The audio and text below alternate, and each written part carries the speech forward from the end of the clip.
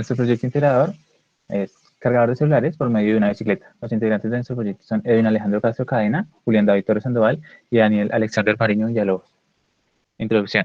Bueno, en la introducción tenemos que los medios de transporte pues siempre han sido un factor indispensable para el desarrollo fundamental del ser humano.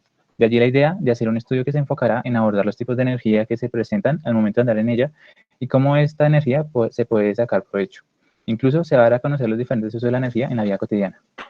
Justificación. En la antigüedad se utilizaban aparatos para encender las luces frontales y traseras mediante la inducción electromagnética, debida generalmente por un dínamo, transformando la energía mecánica dentro del uso de la bicicleta a energía eléctrica. Por este motivo se observa que una gran parte de las personas podrían sacar un provecho mayor dentro del uso de sus bicicletas, teniendo en cuenta que toda esta energía mecánica realizada dentro de la movilidad ciclista demuestra también un gran porcentaje de energía eléctrica 100% limpia y pudiendo ser utilizada para diferentes situaciones cotidianas o simplemente para ahorrar aún así dinero o energía.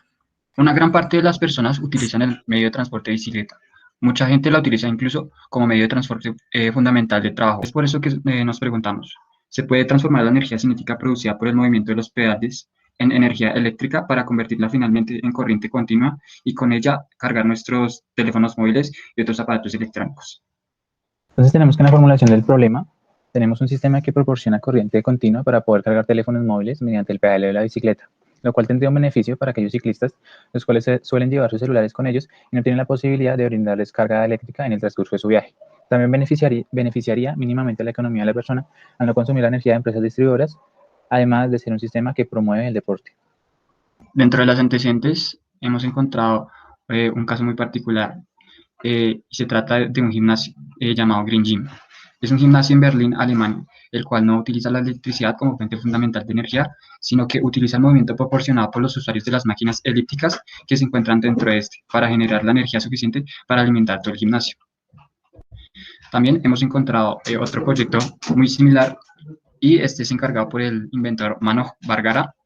Él creó junto con su equipo de ingenieros una bicicleta estática que puede generar energía capaz de proporcionar a toda una casa sin suministro eléctrico suficiente energía para establecer durante 24 horas con tan solo una hora de pedaleo. El nombre de dicho proyecto es Free Electric.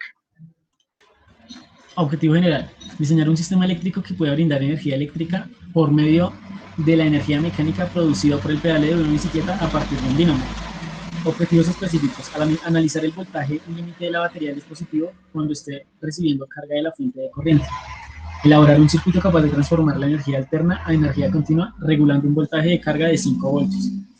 Realizar simulaciones de los prototipos planteados por medio de multisim.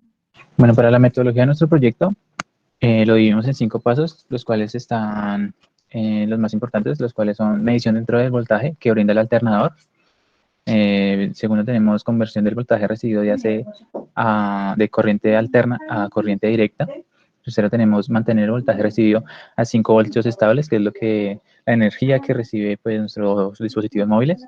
Por cuarto, tenemos realizar el circuito capaz de realizar los objetivos anteriores. Y por último, realizar ajustes dentro de simulaciones y pruebas dentro del circuito para que no haya ningún tipo de error en nuestra simulación. Para aprovechar la corriente alterna que produce el dinamo, se tiene que convertir a corriente directa, lo cual es la corriente que reciben nuestros aparatos móviles. Este proceso se llama rectificación. La corriente alterna es aquella que en torno al tiempo va cambiando su polaridad, por lo que al conectar corriente alterna a un dispositivo móvil, esta podría estropearse, por lo cual necesitamos intercambiar esta corriente a una corriente directa. La corriente alterna es un tipo de corriente eléctrica que se caracteriza porque la magnitud y la dirección presentan una variación de tipo cíclico. Como se puede observar en la gráfica, va a tener una polaridad positiva en un instante y negativa en el otro instante, por lo que este tipo de corriente actúa de manera senoidal. Hay ciertos parámetros que hay que tener en cuenta al momento de analizar esta gráfica senoidal. La primera de ellas es el voltaje pico o la amplitud, y es la distancia o longitud que hay entre el punto cero y el valor máximo de la función. El valor máximo de la función se le llama la cresta. Otro parámetro importante es el voltaje pico-pico, y es la distancia que hay entre la cresta positiva hasta la cresta negativa. Sencillamente el voltaje pico a pico sería 2 veces el voltaje pico. Otro parámetro importante es el periodo, que es la cantidad de tiempo que se necesita para completar un ciclo completo. ¿En cuánto tiempo realiza el ciclo? Y pues en forma matemática se da por 1 sobre la frecuencia. Bueno, la frecuencia es el inverso del periodo, lo que se llama 1 sobre el periodo. Otro parámetro importante es la velocidad. Esta se denomina frecuencia angular. Esta se refiere al movimiento circular expresado en proporción del cambio de ángulo y se define como 2 veces pi por la frecuencia. La función que tenemos aquí es la que nos permite hacer el análisis de cualquier onda senoidal. Entonces, como explicamos acá, pues tenemos el voltaje pico, tenemos la naturaleza de la función y esta se puede dar senoidal o cosenoidal. Esta se va a multiplicar por la velocidad, la frecuencia angular por el tiempo, más el ángulo de desfase se refiere a en qué momento empieza la función. Bueno, ahora voy a realizar un ejemplo de cómo se analizaría la función que se dio anteriormente. Primero observamos que el primer valor, o sea que este que está acá, sería el voltaje pico. Digamos que el voltaje pico sería igual a 100 voltios.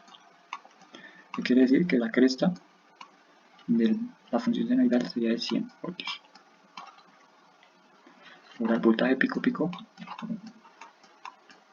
como vemos es 2 veces el voltaje pico, por lo que esto sería de 200 voltios.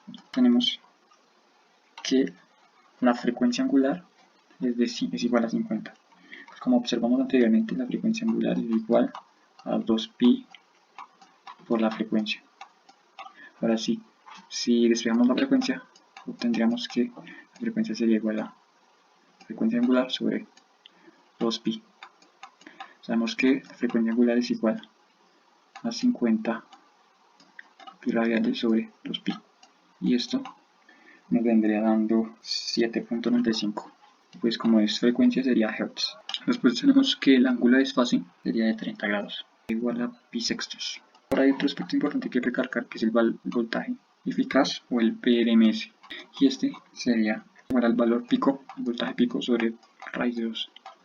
Entonces este voltaje eficaz lo podríamos sacar de esta manera. Tenemos el voltaje pico, que es igual a 100 voltios sobre la raíz de 2. Esto nos va dando 70.71 voltios. Pues ya que tenemos la frecuencia, podríamos sacar el periodo. Pero recordando que el periodo es inverso de la frecuencia, entonces es 1 sobre frecuencia. Sabemos que la frecuencia es igual a 7.95. Esto nos vendría dando 0.125 segundos. Ya con los valores que pudimos sacar anteriormente, podemos hacer el análisis de la función que nos dieron anteriormente. Tenemos la función con los valores, pues analizamos que es una función similar, por lo que va a comenzar desde el origen. Pero con el ángulo de desfasamiento nos demuestra que tiene un desfase de 30 grados más adelante. O sea que si decimos que acá tiene una frecuencia angular de 2pi, o sea, la función completa sería de 2pi, o sea, 360 grados. Entonces, el desfase comienza en 30 grados, la mitad sería de 180. Entonces sería de esta manera. Tiene un desfase de 30 grados, y pues no va a cortar en 180, tiene un desfase. Y tampoco va a cortar en 360 porque tiene un desfase de 30 grados. Ahora nos dice que su voltaje pico es de 100 voltios, o sea que su cresta es de 100 voltios y el voltaje pico pues sería 200 voltios, o sea que pues obviamente de esta parte de acá también sería de 100 voltios, pero que su voltaje pico sería 200 voltios. Ahora nos dicen que el periodo es de 0.125. Este ciclo va a tardar 0.125 segundos en realizarse. El voltaje eficaz, o sea, el voltaje que nos demostraría un multímetro en alterna sería de 70.71, que sería más o menos este. Esto sería el voltaje eficaz.